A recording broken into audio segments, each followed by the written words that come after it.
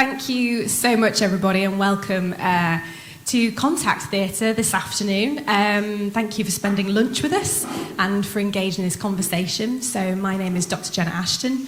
I am the lead for Creative and Civic Futures at the University of Manchester with Creative Manchester.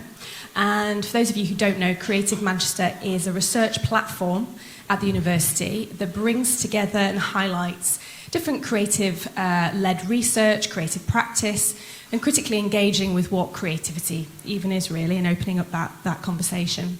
And we have three strands within Creative Manchester. And so the strand that I lead is very much thinking about civics and civic engagement.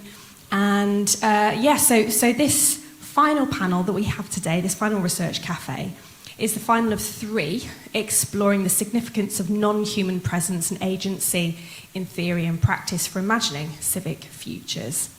So Animals in Civic Futures today then brings together a range of interdisciplinary academics, and it's in collaboration with the Animal Geographies Working Group of the Royal Geographical Society. And the chair is here, Katie. She thought she was going to get away today of not being up here, so I'm just going to point her out to everybody. So if you want to find out more about the working group and getting involved or connecting in some way, then please bombard her with questions at the end. So thank you so much. So unfortunately, Jamie Arathun can't be with us today. He's stuck in Edinburgh because of the train strikes, boo and hiss. But we do have three wonderful speakers and panellists with us today. So I'm just going to introduce them, and then we'll have 5-ish minutes from each of the speakers. We've got enough time. If you run over from that, that's fine. We'll then have a conversation up here on stage, and then we'll open it out to the room. So first up then is Dr. Aurora Fredrickson. Is that how I pronounce it? Is that correct? Yep, great. Is a senior lecturer in human geography at the University of Manchester. Her research explores more than human ways of knowing and living through social and ecological crises, ordinary articulations of the Anthropocene, and the ethical challenges of living with wildlife on an increasingly human planet. She has worked with visual and mobile methods and is currently developing creative and interdisciplinary research collaborations to address socio-ecological crises. Then we'll hear from Dr. Inji John, who is a lecturer in human geography at Cardiff University. She is an interdisciplinary scholar committed to expanding discussions on political ecology with and beyond disruptive justice by bringing in feminist relational approaches to identity, politics, and space. And she is the author of the book Cities in the Anthropocene, New Ecology and Urban Politics. She's currently working on a new book on the politics of spatial justice in previously disinvested urban environments. And then finally we have Katerina Gladikova, who is an assistant professor in sociology at Northumbria University, and she is interested in critical understandings of practices, politics, and human or more than human entanglements in food production. And she has been developing research into industrial pig farming and environmental justice, and more recently has focused on creative practice route approaches to food system transformation and alternative food production imaginaries. And she will discuss how artistic practice can offer possibilities for contemplating these things. So thank you very much. First of all, I'm going to pass you over to Aurora. Great. Thank you very much. Get myself organised here. Excellent, my slides are here. Okay, thanks for the invitation and nice to see everyone here. I'm going to use my 5 minutes, so hopefully keep it close to 5 minutes, to offer some propositions in response to today's theme of animals in civic futures, followed by a brief provocation or opening for further discussion, hopefully. So just to note that my comments today are framed particularly around wildlife, rather than other important categories of animals such as companions, working animals, or livestock. And this is purely just because this is my area of research and expertise, so it's what I know most about and think most about. So to begin, when we think about wildlife in civic futures, we might start by reversing the obvious question of how can we understand wildlife within civic spaces or futures, to ask instead, how can we understand civic spaces and futures through wildlife? To that end, I suggest that wildlife are key registers through which humans see and make sense of ongoing, accelerating planetary environmental crises, sometimes grouped together under the term Anthropocene. I can get the clicker to work here. Great. So this happens first and perhaps foremost through ruination narratives, in which the absence of wildlife signals where humans have gone wrong. This is the foundation of popular environmentalist narratives of the Anthropocene as a catastrophe. It builds on an imaginary that stretches back to the environmental movement of the 60s and 70s, perhaps even longer, in figurations like Rachel Carson's Silent Spring, or more recently in formulations like Insectageddon or coral reef graveyards, where the absence of familiar or beloved wildlife, either in actuality or in a grimly projected future, is central to making environmental losses sensible to people and communities. Conversely, wildlife also figure prominently in various redemption narratives of the Anthropocene. For example, in those imaginaries that envision technical fixes to all of the world's woes, that envision a future in which humans will be able to reverse environmental loss through techno-scientific advances, altering the future by returning long-absent non-human species to landscapes through restoration projects, rewilding, or de-extinction initiatives. But beyond these two grand narratives, there are also a number of smaller, actually existing ways in which wildlife make changes in civic spaces sensible to humans, individuals, and communities. So wildlife, for example, are adapting to changing environments around them by establishing new territorial spatial patterns. They're living and thriving in cities and towns. They're changing their migration paths or sometimes stopping migrating altogether. They're shifting their ranges. They're naturalizing in new places. Wildlife, I've gone too far. There we go. Wildlife living in places degraded by human activities, meanwhile, can make different forms of environmental contamination not only visible but visceral. Seeing a blue dog running around draws attention more than just seeing the polluted river in which it was swimming. More commonly, we might see mass beachings or die-offs in the news from heat waves, which draw human attention and care in ways that abstractions of global carbon struggle to do. On a slightly more subtle note, perhaps, wildlife also act to shift senses of civic time. Absent wildlife draw pasts and futures into a sort of haunted present.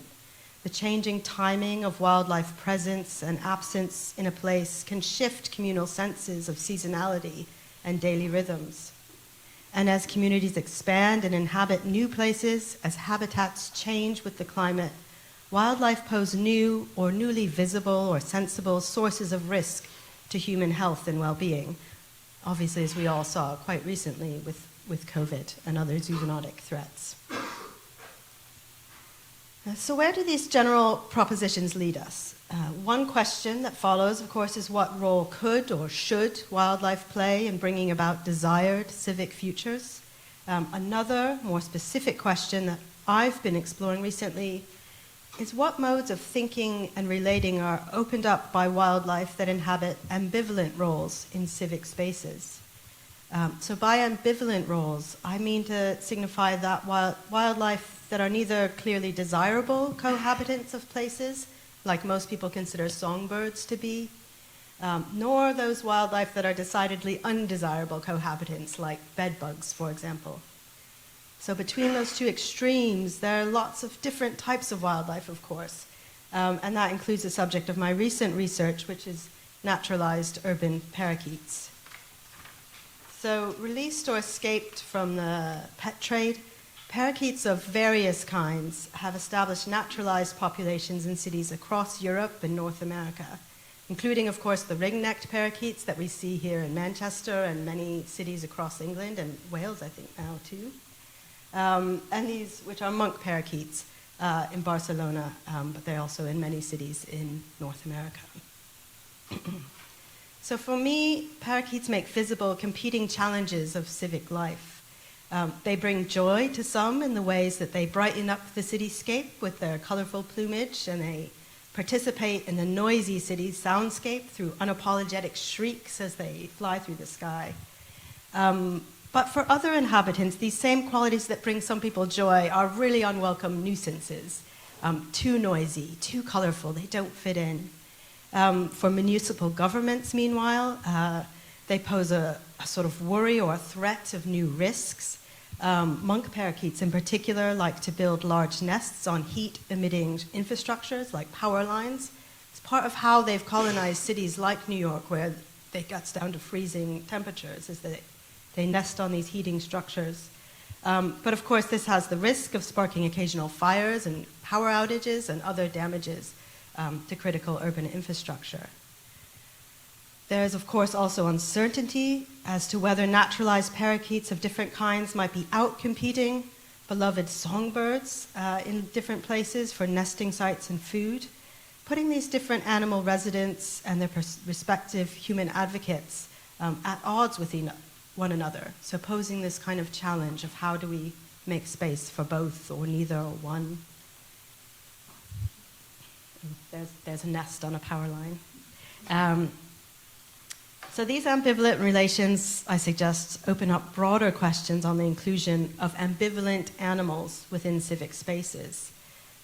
I want to ask, and I'm going to leave this as a kind of open question that we can perhaps return to in the discussion, what ethical responsibilities we might have to make space for animal newcomers, how we might balance competing more than human claims to community and belonging as we kind of envision and forge civic presence and imagine civic futures. So I'm going to leave it here. These are naturalized lovebirds in Phoenix that are adapting to the heat waves there by roosting around air conditioning units in the city. Thank you very much.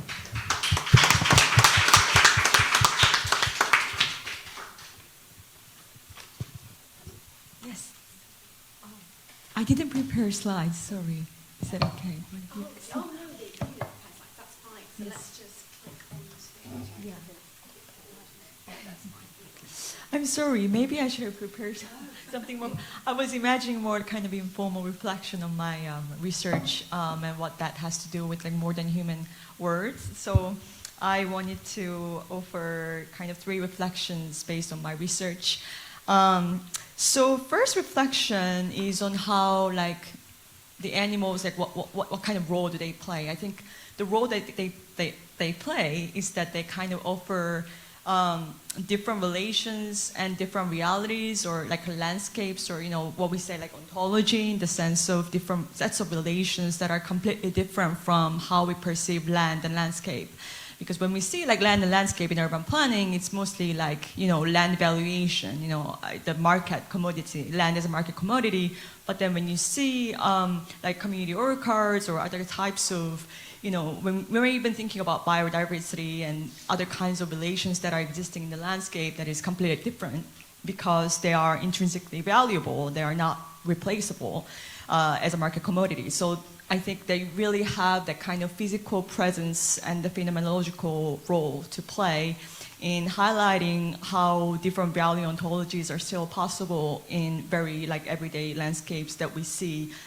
So like how can we see a land and not just see the land as a commodity? And I think they have a critical role to play. So one of the examples that I wanted to draw is the one that I'm working on in North Bristol. So they are building a lot of like new affordable housing buildings. So their narrative is that, we are in housing crisis, so we need to build more. Whereas I think the issue is more to the distribution, right? But I think for them, it's like production is more important. So when they're doing that, they are kind of building. So there is one controversial development in a SNCI site, like the site of nature, nature conservation interest. I'm still new to the UK, so. So in that area, there's a community orchard as well. And so the residents were very upset when that was going ahead. And right now it's even more controversial because the technology, the modular homes that they wanted to deploy, it went astray. yeah, it was kind of a failure. So now community cannot have access to the community orchard. They used to have certain kinds of very long-term relationship that was very different from land as a marketized commodity. So thinking about that aspect, and obviously a lot of like environmental activists were arguing for like a value of trees, like a mature trees that are not replaceable. And so they kind of present this kind of quantified value of mature trees. And I think there is always risk of kind of quantifying the value of nature. But I think it was interesting to see how they use this mechanism as a way to communicate how trees can be as valuable as land as a marketized commodity. So I think that was really interesting. The second reflection that I wanted to offer was how ecosystem dynamics present this disruption to our modernity and our, the desire to control. So one of the research that I did in Melbourne was that there were a lot of seagulls concentrated in the south part of Melbourne, where there are a lot of landfills are concentrated. And this is obviously because of the Melbourne urban growth, the capitalist urban growth that resulted in landfills concentrated in certain locations. And obviously these are black and brown communities and marginalized communities that are having to live with this concentrated landfill. And so this is main reason why the seagulls are kind of attracted to the area, because their sense of orientation were sent out of kilter. So there were different types of different injustices here, in the sense that the seagulls were kind of lost, and then the communities that are, there's distributive injustice issue here, in the sense of, why landfills have to be concentrated in that area. And so thinking about that disruption and the ecosystem functions that escape our controllability, really. So I found that quite interesting in thinking about the role of nature more than human words in actually affecting how we think about and plan for human habitats. The third reflection is more of a positive one. I think that obviously like urban nature has this like kind of sense of community and sense of wonder and awe. And so one of the things that in that like the seagull concentrated community in Melbourne, what they were going through was that because they are like kind of multicultural community, they have a different relationship with seagulls, and so they didn't really see them as a problem, whereas a lot of property owners see them as a problem because the seagull droppings were harming the roof and the gutter and the building structures. So thinking about why somebody would see seagull as kind of this awesome creature versus why some other people would see as kind of hassle, and they're loud and they're kind of attacking people when they're eating food. And so it was really interesting to see that kind of different cultural narratives shape how we understand nature. And so I think one of the key things that we need to consider in in conjunction with urban development and the role of nature is that I think there is always this tension between the structural critique, in the sense that like without dismantling the economic system, societal structure, maybe we can't really do anything much about the status of the world. I think that critique exists, and versus there's other sphere where we value the everyday interaction with our everyday surroundings, and how that also have has kind of politically generative potential, because kind of without that kind of effective relationship, between the residents and their surroundings, we can't really imagine more kind of embodied, like passionate opinion about nature. So thinking about that tension between structural critique versus more attention to our relationship with our everyday surroundings. So I think, I'll end there. Thank you for the invitation.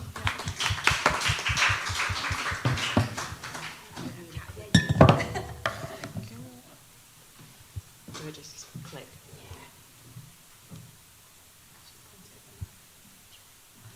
Oh, yes.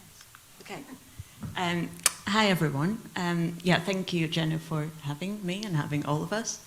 So yeah, this is just a repetition of what Jenna has already said. So my name is Kat, and I'm an assistant professor in sociology at Northumbria University, and my research focuses on kind of different aspects of food production, and more recently I started engaging with creative methodologies and arts-based methodologies to really reflect on our relationship with more than human agents, and also kind of challenge the ideas around more than human agency, particularly in the context of food production.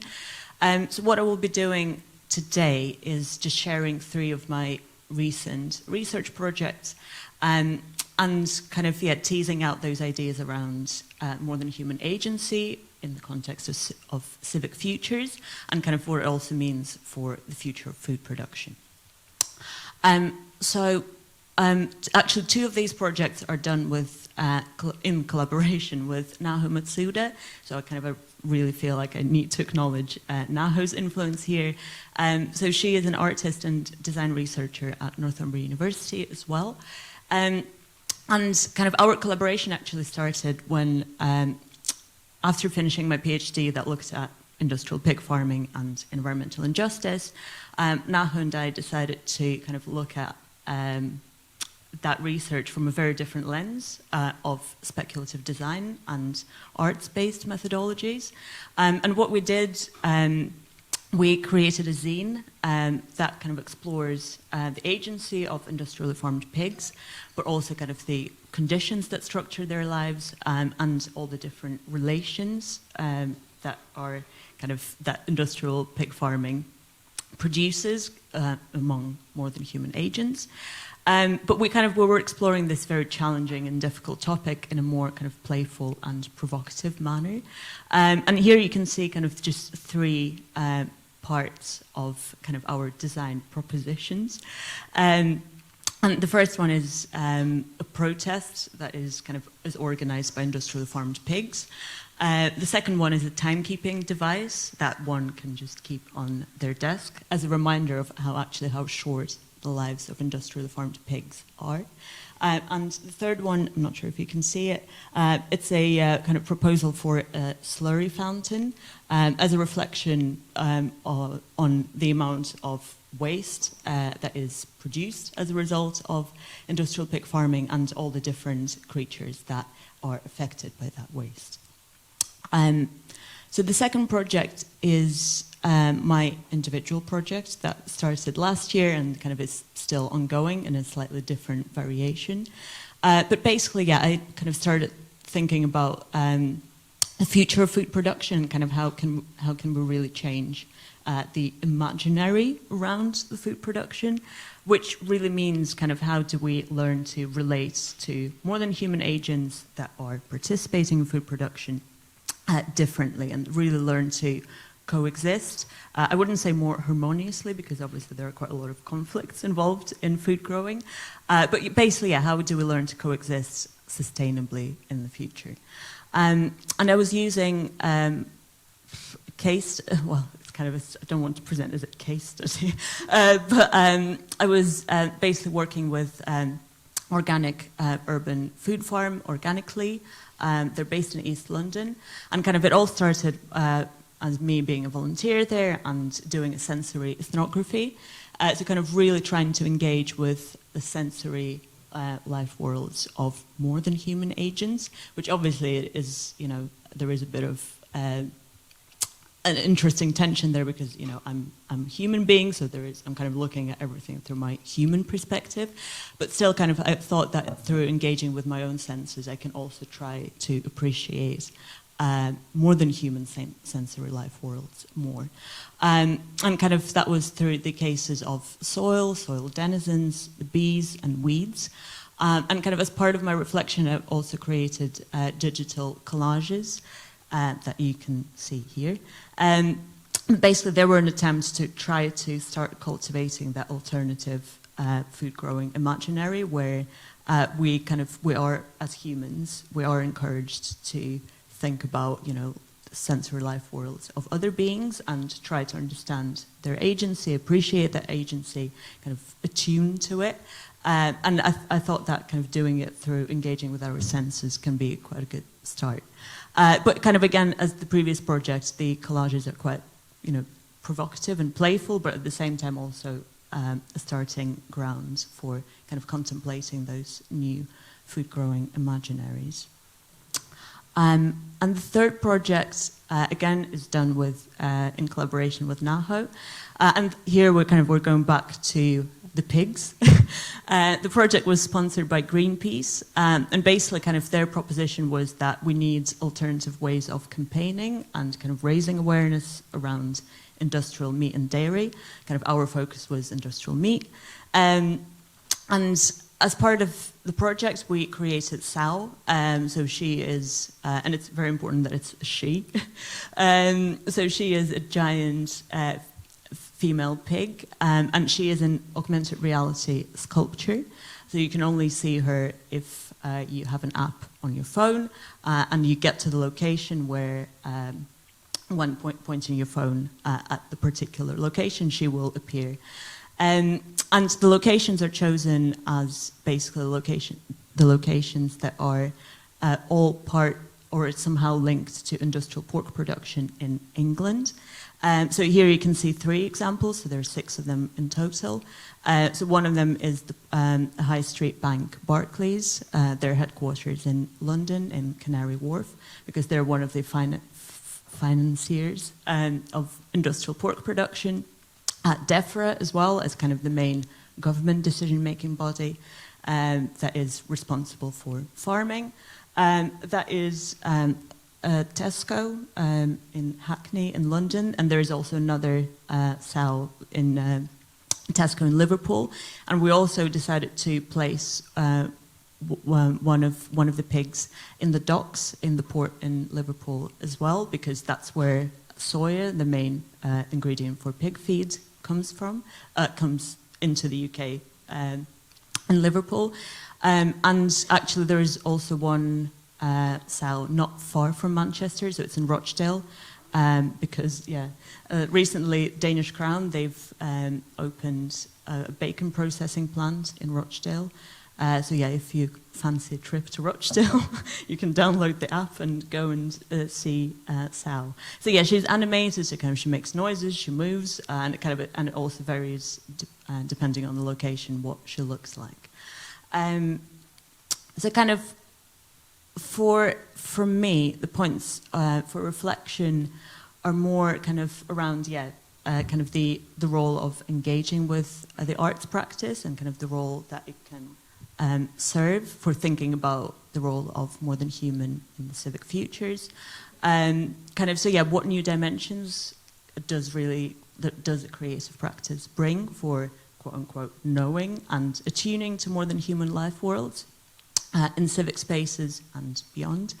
Also, how can we address the challenges around representation and anthropomorphizing? So that's kind of something that I've already hinted at earlier when talking about the urban farming projects. Obviously it's impossible to escape our human bubble, so kind of is there any value in anthropomorphizing?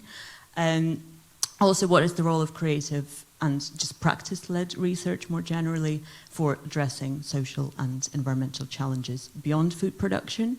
And what is also, I think, kind of joining with the previous discussions, what is the political potential of creative practice-based research? And I will end here. Thank you very much. That was great. Thank you, all 3. I'm just going to check my phone for the time to make sure I keep us all on time. Great.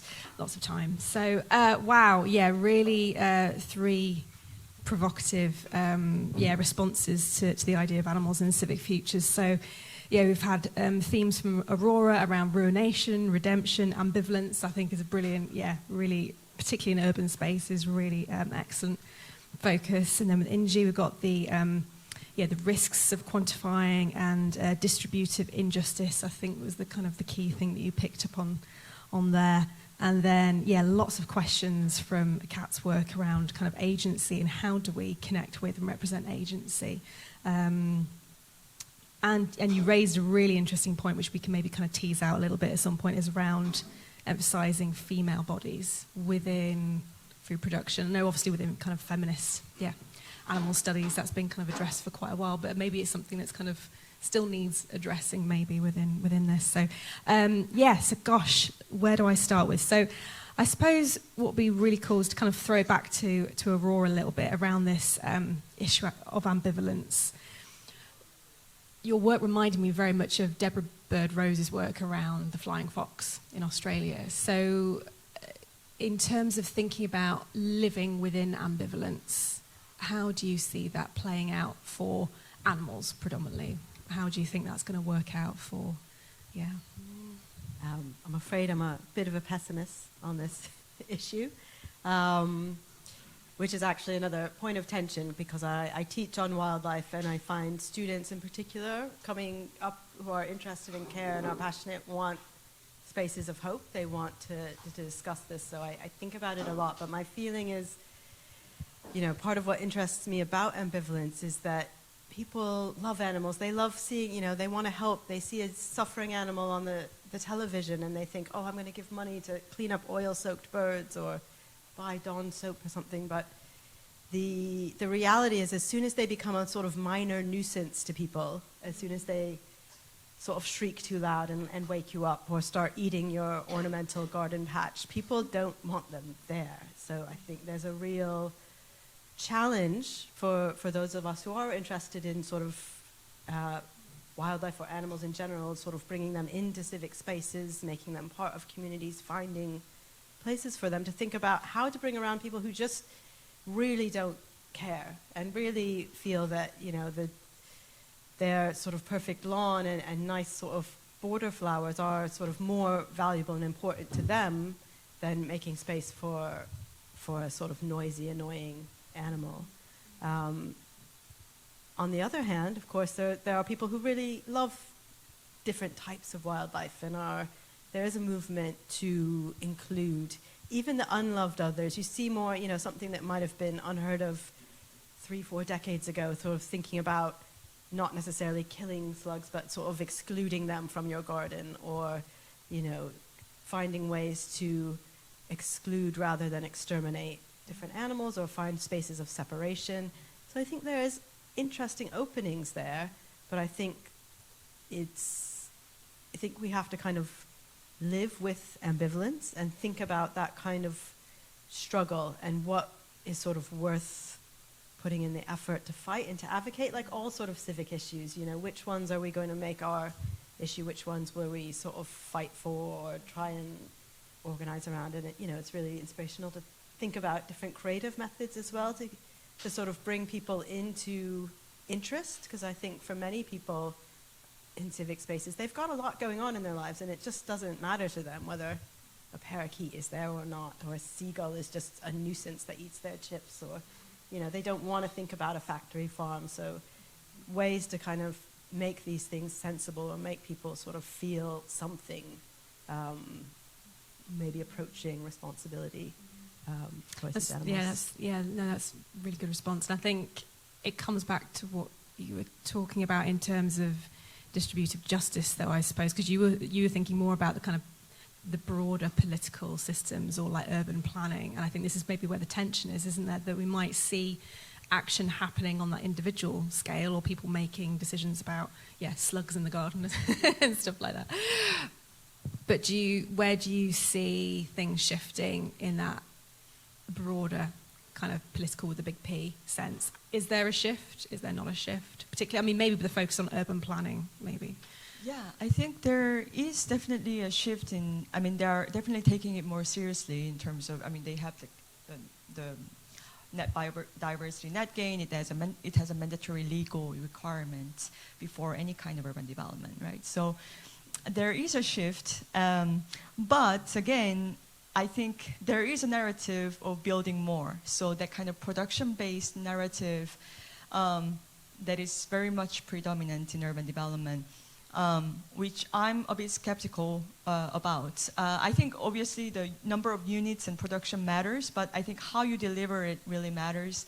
And although there are different types of regulations to make sure that these are affordable and things like that. But in terms of social rent and other kinds of, more needed housing units are under prioritized as opposed to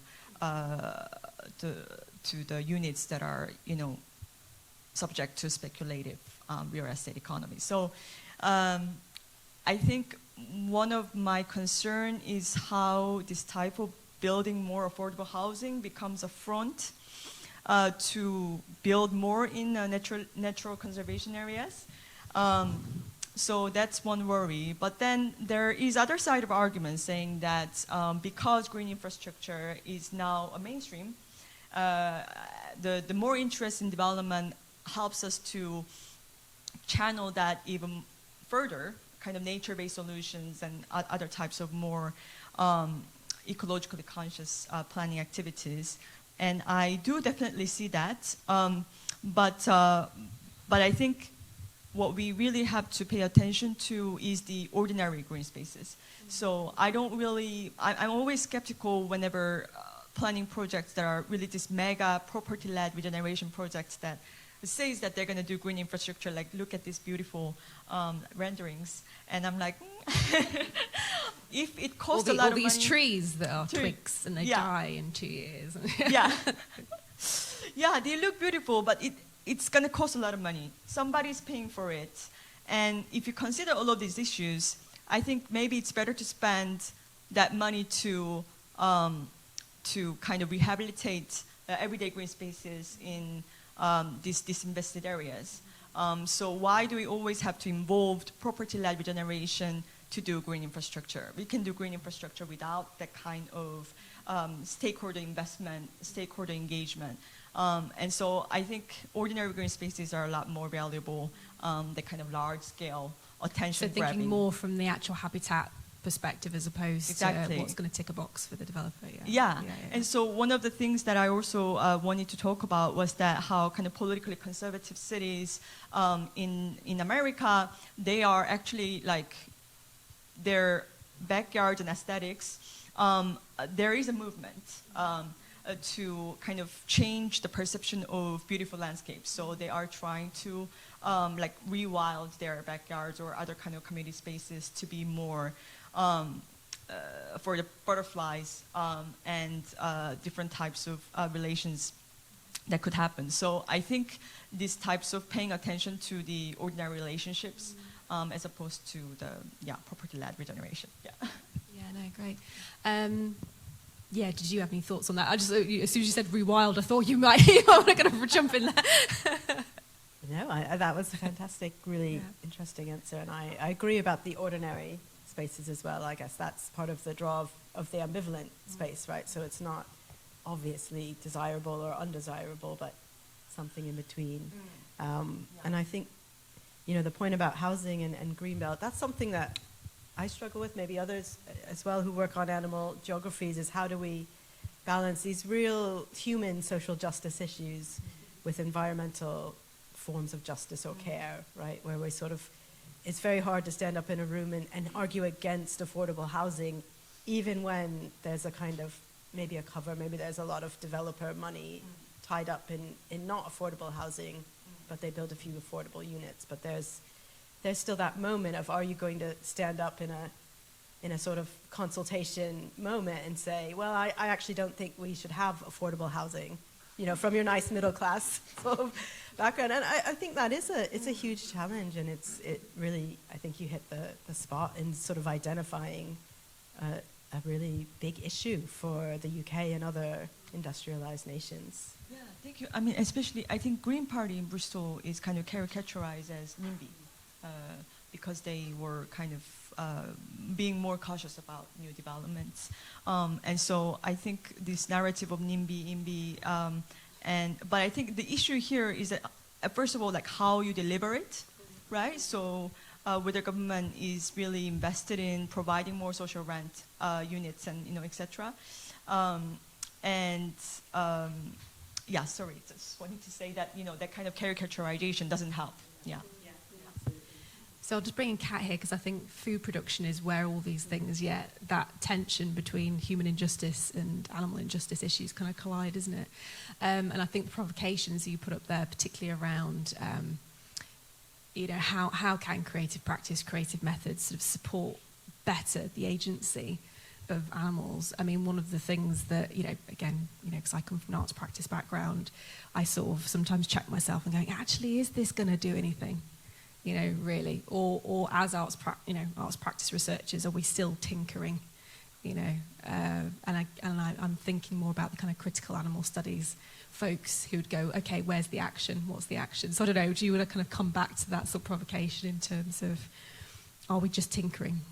Yeah. And I think we had that problem with the Greenpeace project because they wanted to maybe see more of kind of not short-term change, but more immediate change.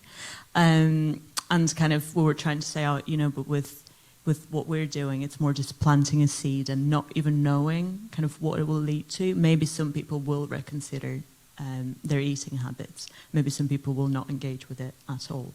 And so it's just, I think it's that difficulty of, because obviously we live in the world where we want to quantify everything, including change and impact, and how many people have downloaded the app, how many people have gone and actually used it, and I think sometimes kind of some of that change is really intangible, and we will not be able to even maybe see it in our lifetime.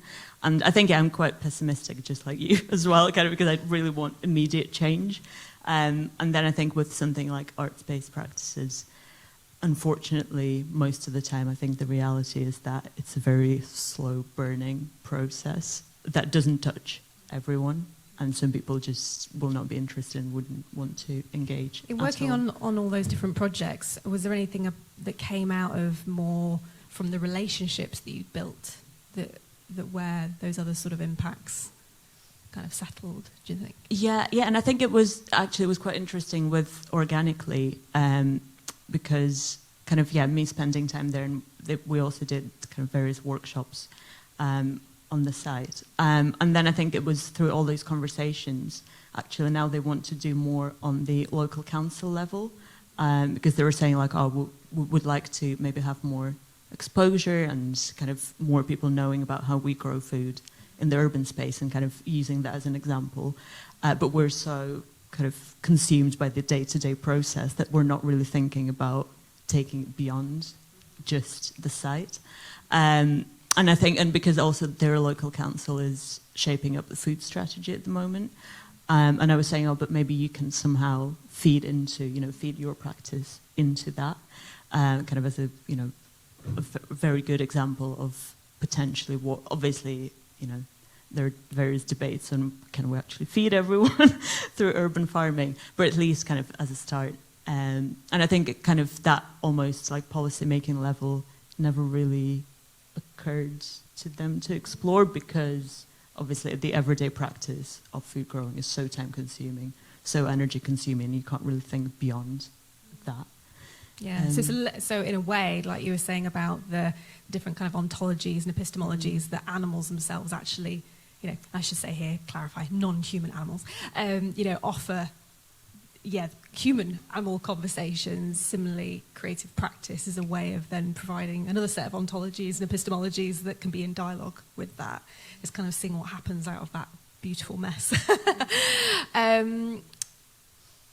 Another question before we open up to the floor, I suppose, is around language, and thinking about how we use language in relation to all these things. So ideas about ambivalence, some great words here.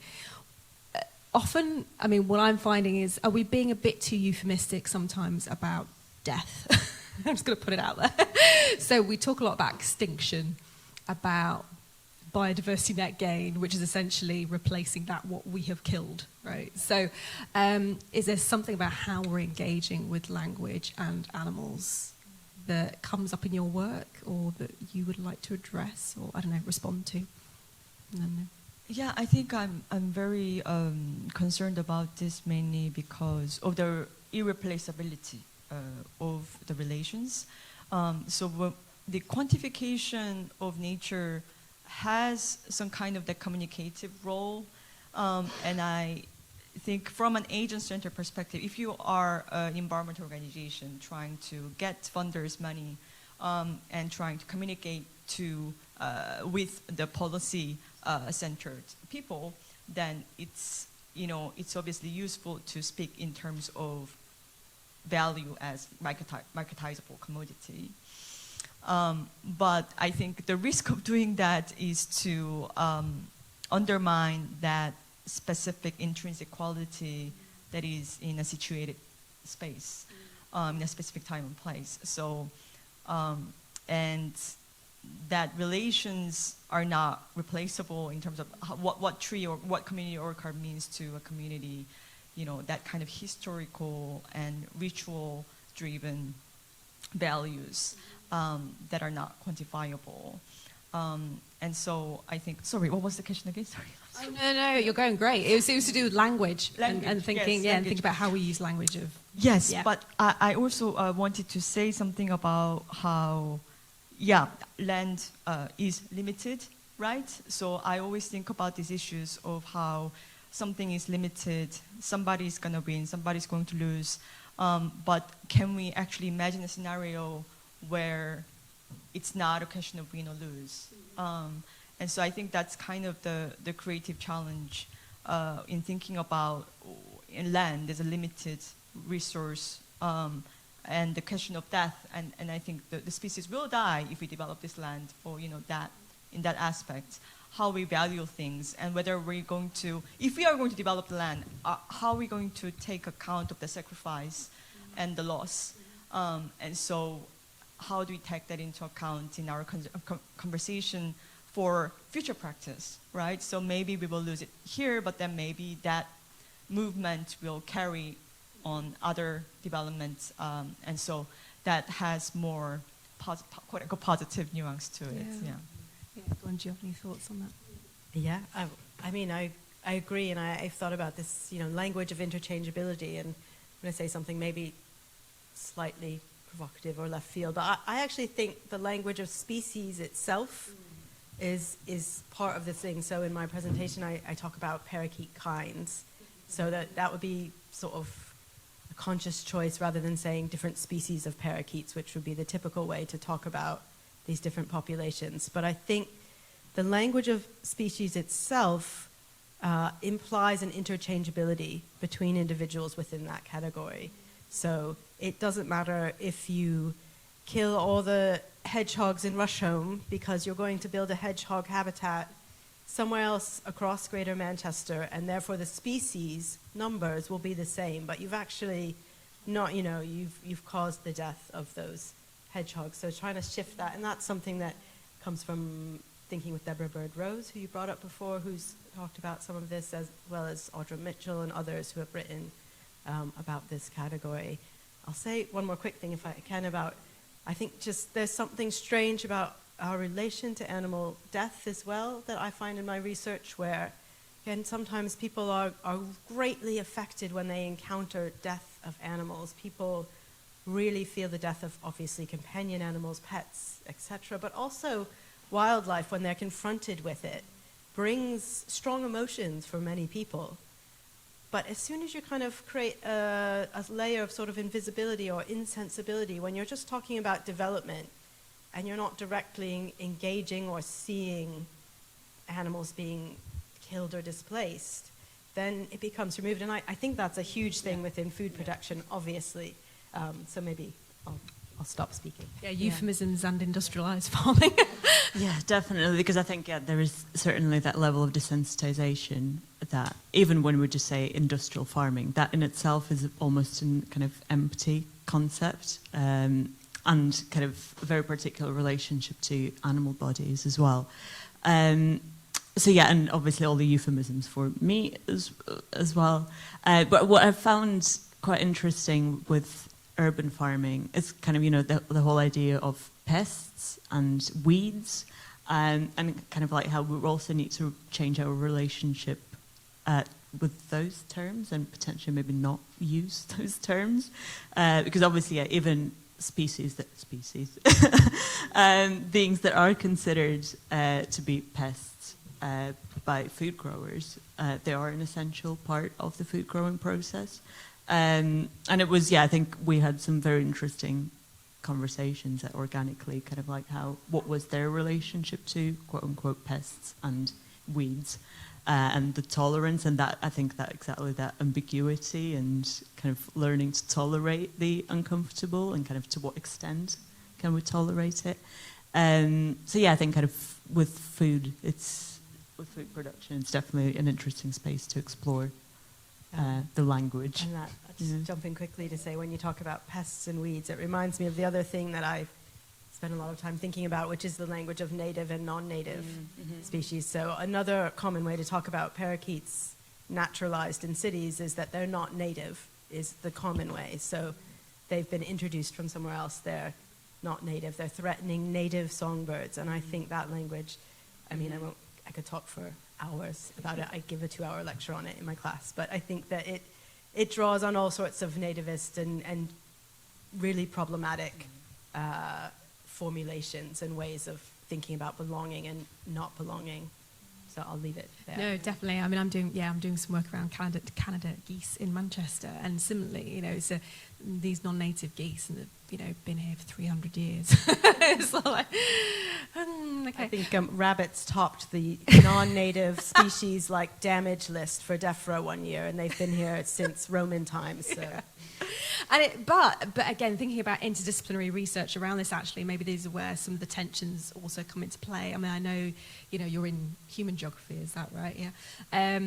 And yeah, sorry for geographers and ecologists in the room, but again, good old Linnaeus is still being pushed, the kind of taxonomy system and so on. So if that doesn't break or shift, then I guess it's difficult, isn't it? It's difficult to see how we start to shift that, but maybe that's where the creative practice can also come in, and more kind of sociological methods. And yeah, I mean, I would say quickly that I think my experience working or trying to work across disciplines, particularly with colleagues on the physical geography side, so people who are properly scientists, is one of, you have to be willing to compromise, and you also have to be willing to hold things in tension. So I don't think it's probably realistic to get an ecologist to stop using species category, and there are valuable scientific applications of these categories, or there can be, but I think just being willing to have those conversations, to introduce tensions and to live with those tensions is maybe a starting point, or one I've tried to sort of keep reminding myself to do. yeah. I think on that note, we'll open up to the floor for any questions or reflections. Questions would be good. Any thoughts? Okay, we've got Ingrid at the back. Yeah, so my question really is about the crossover between those first two things, although it comes back a little bit to the question of pests as well. And I was thinking about the question of ambivalence and the example of the parakeet, but also then about rats, for instance, and that if you have rats, the intersection of social justice and ambivalent animals. If you're thinking about parakeets and whether you do or don't enjoy the noise of them or whether that's one question, but if you have rats running across the faces of your children sleeping at night, that kind of ambivalence in terms of thinking about animals comes up against absolutely non-ambivalent situations in terms of housing, doesn't it? And I'm wondering whether the discourse then starts to exclude human creatures who are already excluded by the sort of social structures. Does that make sense? Yes, absolutely. Thank you, Ingrid. I personally would put rats in the category with bed bugs, so animals that we clearly don't want to cohabit with and that have these really strong negative implications. So they don't, to me, fall in the ambivalent category. But it's a really good question, because obviously that raises another question of where do you draw the line? Where does an animal cross over into, well, we just really don't want to live with a rat or a bed bug or a clothes moth? And there are, of course, people who would argue that that's problematic in itself, because you're creating, this thing. People have done great work on that. So I think Eva Gerard, who I think is at Sheffield now, has done fantastic work on what comes after entanglement and thinking about these difficult species. And I I'm sure there's many others who's, I'm missing off the name of, but I think it's a good question. For me, I think there are points where we'd have to, we don't want to live with rats. So I don't want to live with mice either, personally. Individual sort of but I think I don't know if anyone else has something more sort of intelligent to add to that. Really good question. I've just written a book about rats, in fact. That's right. Rat man in the room. A couple of weeks ago, and even within that point, from what we're saying, Royal Geographical sort of excluded, there are lots of scientists who would argue that they do, they're denizens of the city and they do kind of belong in an urban environment.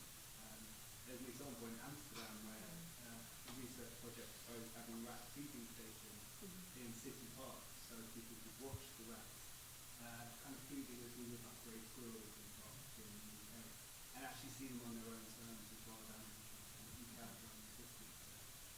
So really I'm just putting a call out for the rats, really. So they do have some supporters, they're not sort of entirely kind of, I would say they're not entirely seen as a species that people just want to get rid of. It's fantastic. Can you tell us more? Can you fully plug your book for us so we can read it? It's called Stowaway, the Disreputable Exploits of the Rat, and it's published by Bloomsbury a couple of weeks ago. Fantastic. Congratulations. Thank you. It looks at kind of how we coexist all over the world. And actually what you were saying about language is so interesting, because I certainly came across that right in the book in terms of the language that we apply to sort of marginalised species in that kind of idea of vermin in ecological context. And I found so much of the language around rats and so many other scavenging species is like moralised, and it's human morality is very common in those species as well. I was actually going to ask you a question about that. Do you kind of look at any of the language around scavengers or how it kind of differentiates between different species, like parakeets were kind of referred to as bullies? I teach about it in my class on wildlife in the Anthropocene. I haven't fully engaged with it in research, but I'd love to connect after this. So I want to hear more about this book. It sounds great.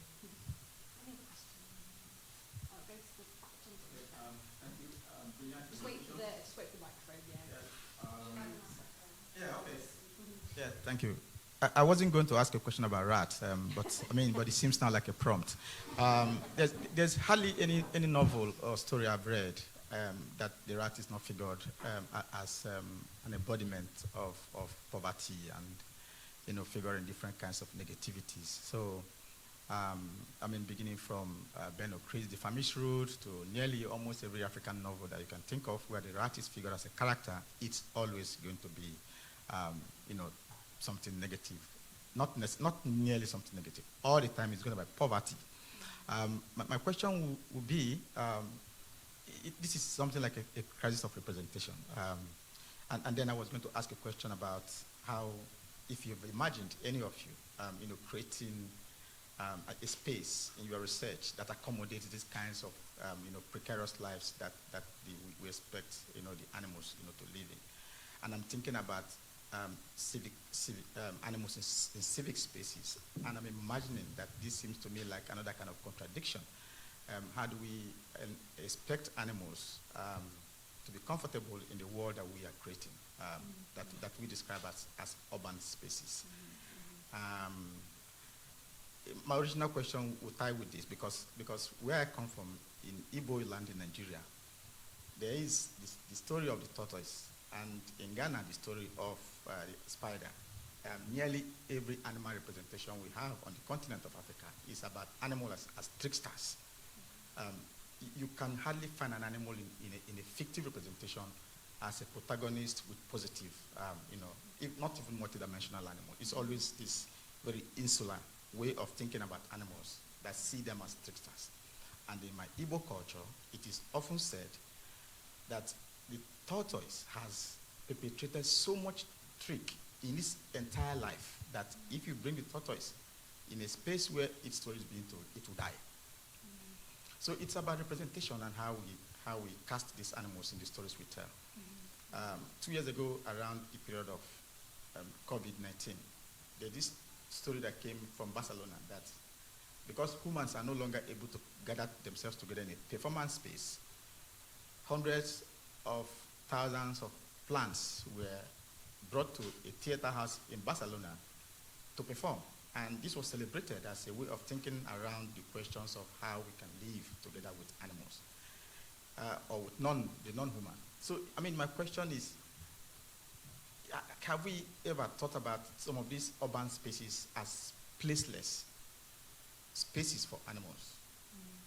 How do we begin to think, I mean, the entire paradox of animals in civic spaces, urban spaces.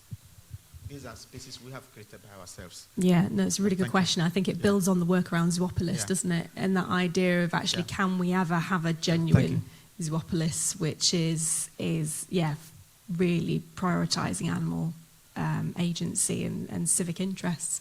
I don't know. Do you want to have a go? I wonder, Kat, I mean, when you talked about rat and the meaning of rat, it reminded me of pigs. So I wonder if you had something. Yeah. So I think certainly that kind of resonates with what you're saying, the representation of pigs, and it's, I think, similarly in kind of most popular culture, they're seen as dirty, kind of very unpleasant animals. It's the Gaelic language and kind of how animals are seen in the Gaelic language and mythology, and kind of how that can be a good starting point as rebuilding our relationship with non-human animals. So I think, there's definitely something interesting there, kind of like how can we, there is a creative practice, but also kind of, how can we engage with folklore and mythology, potentially for also building alternative relationships. Yeah. Just wanted to say that, so if you go to Dandenong, which is the southwest part of Melbourne, the seagulls are really like everywhere. And so in a public square and also in parks and like in different places in public open space. And then I think there are, because it's a very multicultural city, people from everywhere, especially Burmese population, they see seagulls as God's creatures and something very different. And so there are like families gathering around the square, and they would give food to the seagulls.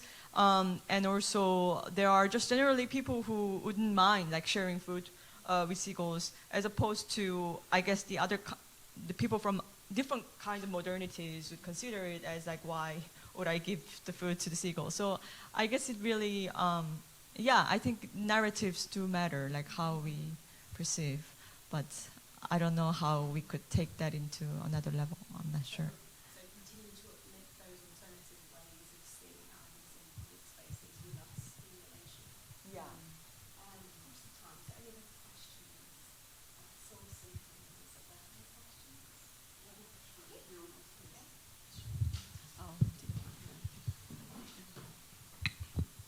Thank you, everyone. I've really enjoyed this. I guess one of the things I was thinking about when you were all talking is the different ways, all the different ways that we categorise animals. So whether that's species, desired or non-desired, industrial, food.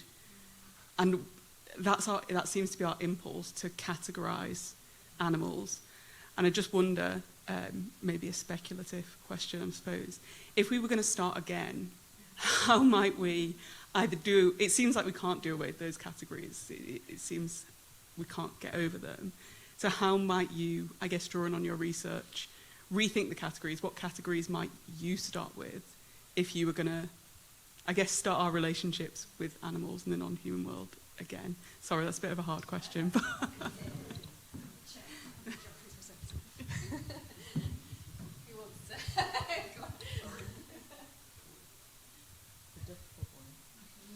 Yeah, it's a great question, though. Should I start some thoughts and I'll pass it on? How would you? I think we'd have to maybe start small, I guess. Just, it's such a big question. It's so hard. There's a sort of version where you could maybe just sit down and reimagine entirely, but the first thing that pops into my mind is the kind of incremental. So like where are we working within animal geography spaces or animal studies spaces?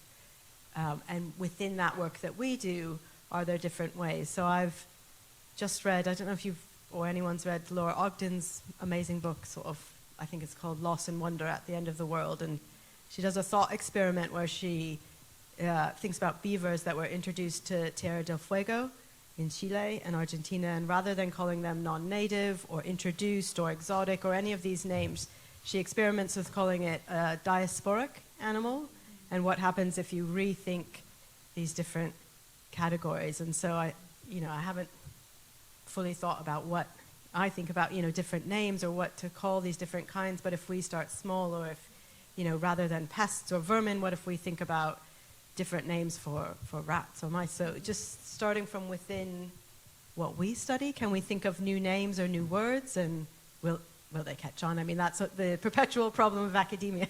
We might just be in our little bubble within our little discipline, but it's maybe a place we can start as academic researchers.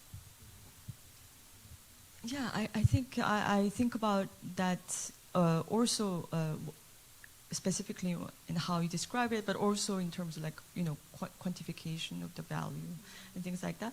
But I think what's really important, I don't know how to do it yet, but thinking about the specific relationships that different species have. So maybe dandelion is a weed in some places, but it's a food for a butterfly. And so this type of specific relationships that could be generalizable or not. And so I think that could be interesting, Yeah, and I think kind of building on that, I think it's a really brilliant idea to kind of think more relationally rather than just trying to put a label onto something. This is friend, this is a foe. Kind of can we try going beyond labels? Is it even possible? I don't know, but I think also kind of what you were saying in terms of staying with the tension and kind of the idea of staying with the trouble, that even if something is bothersome to us, kind of can we find a way of still having a relationship with it without just pushing it away and saying, no, I don't want this in my life. And kind of, I guess, probably labeling is quite helpful to do that, to push things away, because, if they're unpleasant, they're labeled unpleasant and they're out of sight. Kind of, I'm not sure if it's possible to go beyond labels. Maybe it is. But I think still, kind of the idea of staying with the trouble is probably a good starting point. So, as we're getting close to wrapping up, would each of you be able to give a sort of final reflection into the room of what, of what you'd like something for people to take away, to act upon next in terms of their thinking about animals and civic futures? Who wants to go first? I can go first, but I think it's a big part of it is just noticing what kind of, obviously it's easier said than done, especially in a very busy world that we live in. But I think sometimes kind of slowing down and stopping to notice what goes on around us, and kind of even the relationships that do not touch us, and kind of attuning to our environment can be, I guess, a way of potential engagement. Yeah. That's great. Perhaps building on those, just starting to think about, I think often these things are posed as all or nothing. We either invite all the wildlife in or we don't, or invite all of one kind in or none of that kind of animal into our spaces, and thinking about what spaces of compromise we might foster. So what kind of openings we could have for just rethinking small things. So maybe we don't have to let rats overrun buildings, but maybe there's a space for them in urban green spaces or in urban streets where they're not entering people's houses. So I think that's, one thing that springs to mind is just looking for small openings where compromise is possible, where we can start to think about things as really gray scale rather than black or white, either or. And just kind of, I think that builds a bit on yours as well.